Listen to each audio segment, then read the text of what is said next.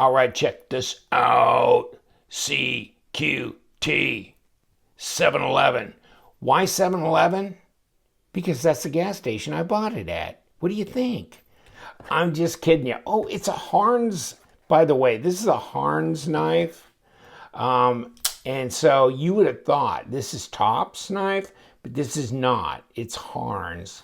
This is the way it came in the trade box. I'm just giving you a hard time. This is the way it came because I got it on a trade. And so it came in. I go, that guy jacked me over. I mean, he sent me a Harns knife. That's supposed to be that Top's knife. And I'm going, wow, what kind of Harns did he send me? And I open it up and the Top's knife is in there. So it's like, oh, okay. It is the Top's knife. And this was part of a multi-trade deal that I did with a guy. And you know what? Let me think about this for a minute because I'm going to mess with this knife. And we need to go uppity up a little bit. I got to have room to get it on with this thing. Okay. Oh, you got thumb studs, by the way. You can use those to open the knife. And it's a liner lock. And check this out. That's 45 to 50% lockup, isn't it? And the pass-through, it's about even on both sides. But then you got this jimped area kind of sticking up. So it'll break away. I mean, obviously this thing's on washers. Oh, it looks like bronze washers. We'll take it apart if I'm intelligent enough to do so. And that is yet to be seen. You got steel liners. You got pretty aggressive G10 here. And, they're not terribly expensive. This thing is $155.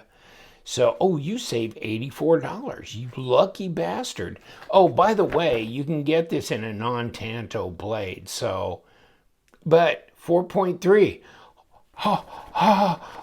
It couldn't have been made in N690. It could not have been made in 2021. This has been the year of tiny knives. So, obviously, this is not a fairly new model.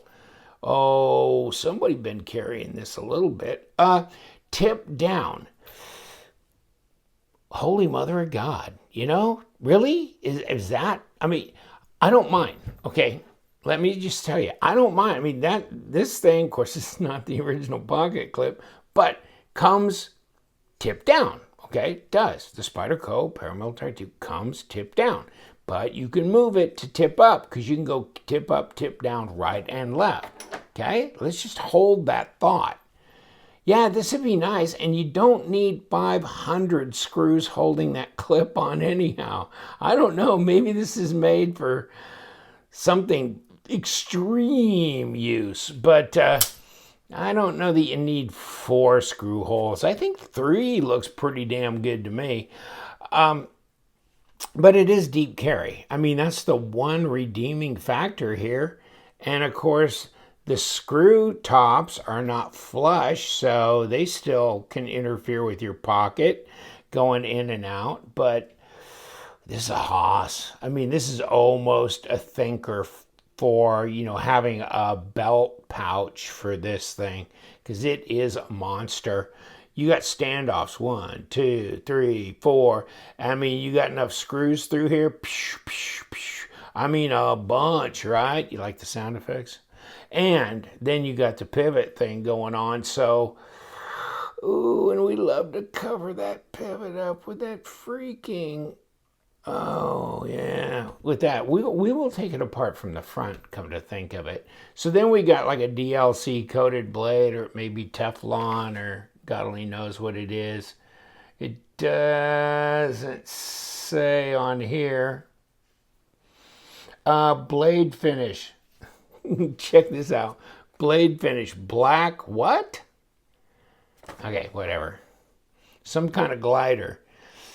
And, Maniago, Italy. So, yeah, it's made in Italy. Good looking knife. Yeah, I mean, if I wouldn't have got it on a trade deal, I would have got the other blade shape, right? Just a regular, I think it's a drop point or something, blade. But I didn't, so this is the one I got. And you know what? I don't hate Tanto blades. It's just that's not my first preference, but I can live with this. And you know what? It's a dog, baby. It's a big old dog, and I like that. It's centered up relatively well. It's kind of hard to tell, but we'll get with it here in a little bit when we do the disassembly.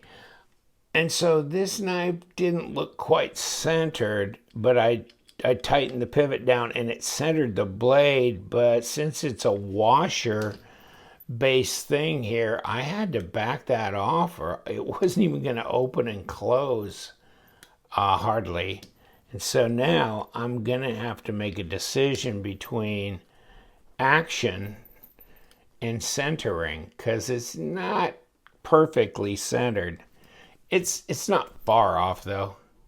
Okay, now we got better action. It's not perfect, but it's a big old heavy blade, so at least it does drop away with enough coaxing and drop down. And of course you got all these open areas that you see through to the blade as well. And I don't know what's the blade stock. It looks like 4mm. But it may not be. Yeah, it is pretty close to 4mm at 0.15. Okay, so how fat's the overall thickness? And it's 0.66 at 16.9mm. You know what? That's a thick dog. It is, which means it's not light. Okay, so let's move my Halloween Hank out of the way and throw this baby down. 265 grams. Let's roll it back around to ounces. Woo, 9.36 ounces. It's over a half a pound. I mean, that's a knife.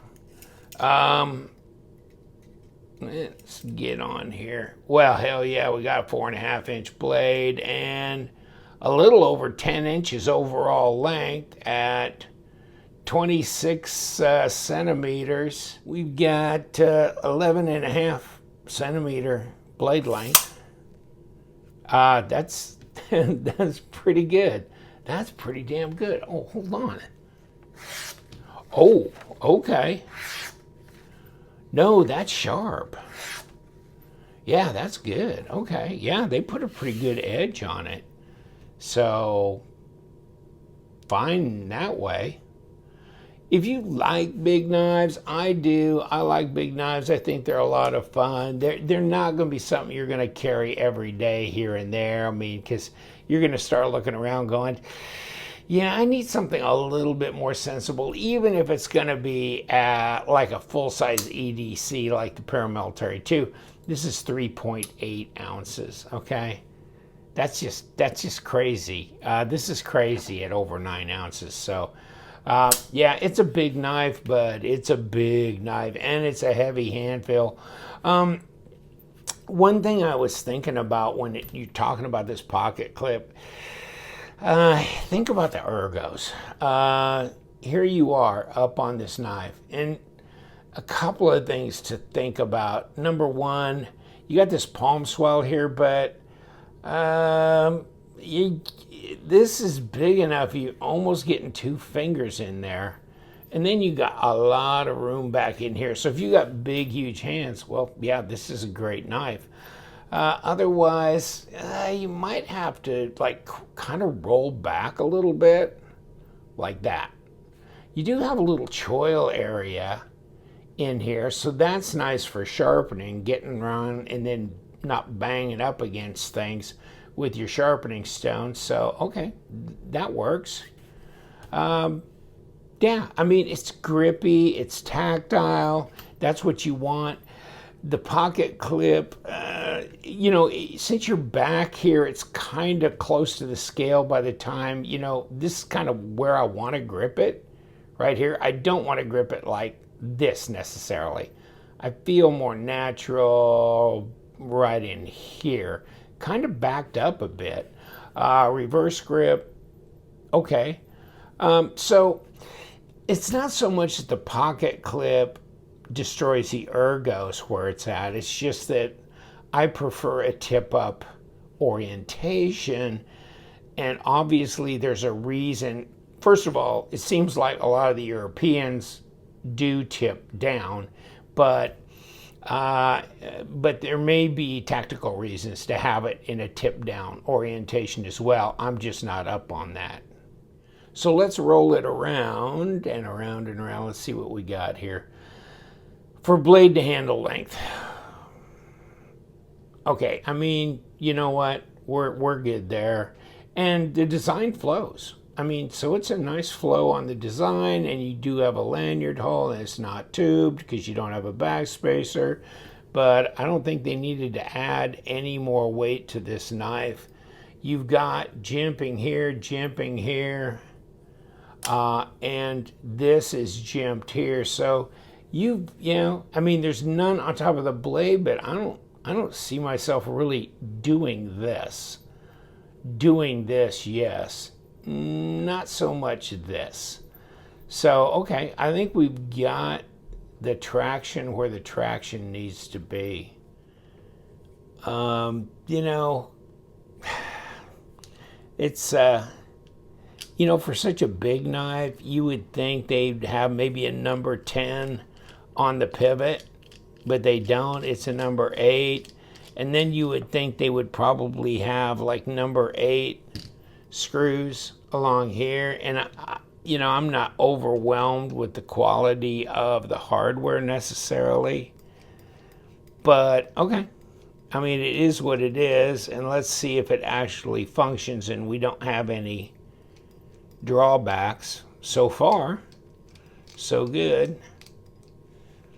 And that's all I ask, you know. I just want to be able to make sure we don't rip up any threads or we don't have any hardware failures if we try and disassemble a knife, and especially if this is going to be one that's of tactical use or hard use, then you want to be able to take it apart and do clean up on it if at all possible. So there's all your screws that didn't fall out when I unscrewed them. And then there's your liner. Okay. Let's, okay, we're good there. And that's the presentation side. And of course, here's your washers, bronze washers. And they look, you know, like they got residue on them, but no big deal there. Oh, that'll stop, I guess. And we have a, you know, squared off face here, so that does preserve that. Oh, I guess we'd have to take the pocket clip off to push this through, doesn't it? Okay, well, then I'm not gonna. Let's take the bronze washer off, though. So, I mean, not bad. I mean, it seems like pretty sturdy. It's not one of those real super thin washers. So I'd say that's pretty acceptable. The detent ball's not ceramic. That's not a big deal either as far as I'm concerned. Standoffs are pretty hardy. Okay, so I just wanted to take this liner off because I wanted to get a measure on it. Okay, see, I mean, there's a lot of liners that are like 1 millimeter, but this is 0.07. This is 2 millimeter thick liner. That's some stuff right there. That's pretty rugged.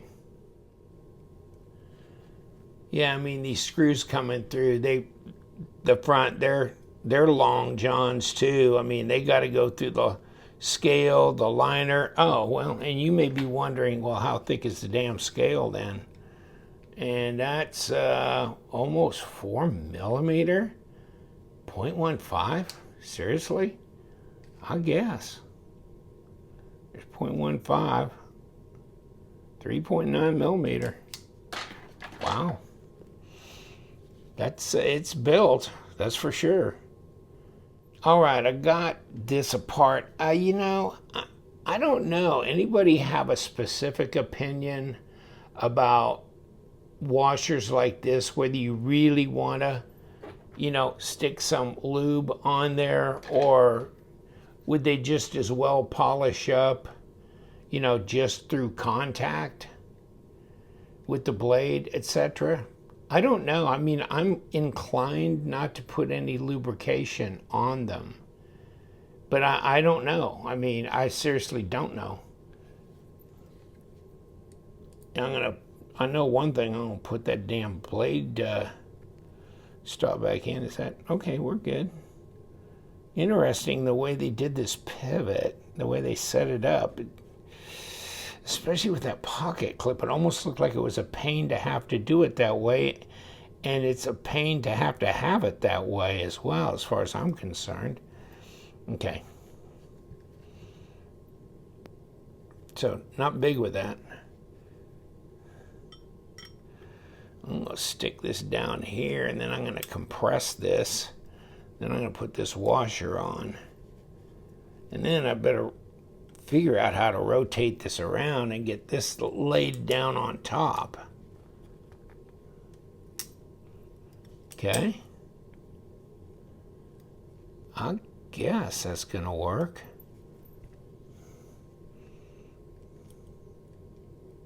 Just seems to me that pivot screw is really lacking in heft. I mean, in size or structural. To me, it just doesn't seem. It seems like it could be more. And let's get these lined up so we can put these through here. And then we got these little number 6s that just seem so tiny.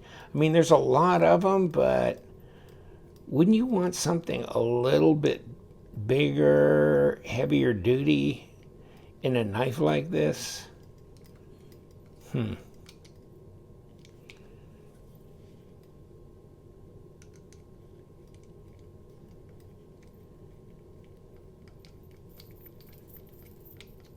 I mean, the standoffs look fine. I don't think they need any increase in heft, in size or anything. But the screws just look so kind of small and feeble, especially when you think about how thick the scales is, how thick the liners are, how heavy the knife is overall, the kind of forces that could be used by somebody who's using a tactical knife like this. And you would think you would have expanded this out and made a more stout, screw and set up here. And I'm not digging the design of that pivot thing. Okay, here we are. And I probably cranked it down too tight. I got it open, but it's a little, hold on. Yeah, it's a little too tight to function with. But would I have put bearings on this knife? No. Not with the kind of knife it is. No, I think you're fine with washers. And I like the washers they put on here, so yeah, I still want to back this off just a little. Okay. Now I'm functioning. Now I wonder, do I want to look to see if it's centered? Kick it down. It's a little off. But okay, I can live with that. Let me see if I got any wobble. Just a very tiny amount, but you know what? It's just giving me so much better action on it. I don't know if I want to complain at this point. All right, we got the CQT 711 in here. It's a big dog. It's interesting. I like large knives. This will get her done. Whatever you need. 4.5-inch blade of N690. It should have reasonable edge retention, but also, should have pretty good ease of sharpening. So, I mean, you don't want a tactical or field knife that is too difficult to sharpen. So, I mean, this seems like this might be appropriate. And Also, N690 being a true stainless helps as well. Yeah, I'm good with that. All right. Take care. I just thought I'd put this out there. Hey, it's a large knife. Holy crap. In 2021, somebody put a large knife on their channel. Go figure. And you guys, stay sharp.